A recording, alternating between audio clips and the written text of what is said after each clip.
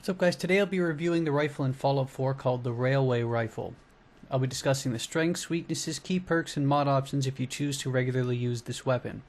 There's a few ways you can get it. You can visit Big John's Salvage, and that's the way I'll show you how to do it. You can visit Bedford Station, or it's a potential reward for beating the mission Underground Undercover when working for the Railroad, as you'd expect. You do have to be above level 20 to get it, though. In terms of base weapon stats, it starts with a base damage of 200 as a single shot weapon. It has a fire rate of 10, a range of 119, and an accuracy rating of 69. It fires railway spikes, which are uncommon, but can be bought from vendors as well as retrieved from the victims, and sometimes you find them randomly in like ammo packs and something like that. It has a magazine size of 10, a weight of 14.4 pounds. This weapon can be dropped with special perks as well, although the one I'm using here does not have one.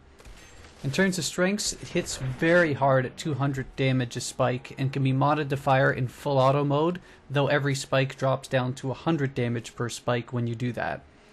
It becomes quite fun to use in VATS at short to medium range.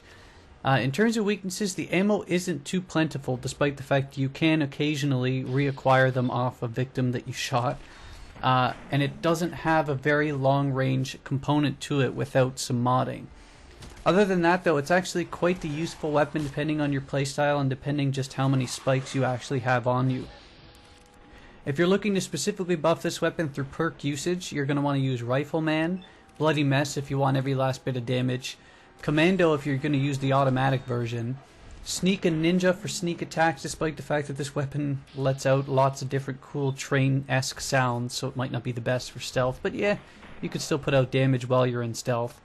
And you're probably going to want Critical Banker and better critical perks, though of course the perk list isn't an exclusive one.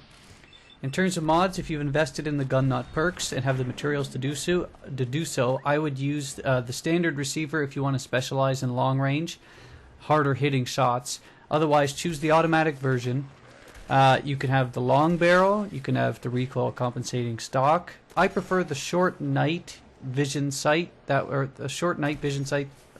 basically the standard sight that you're seeing in the video. And I like the large bayonet because just in case I'm facing a bunch of ghouls and one happens to sneak up on me, that bayonet's going to be some nice weapon bashing damage. Overall, it's a lot more useful a weapon than you might think if you've spec'd into the appropriate perks. Overall, it'll hit hard, and you can even reuse some of the rounds. And my goodness, it's so much fun to use. It's one of those like Borderlands 2-esque weapons where it makes like train sounds when you reload the weapon.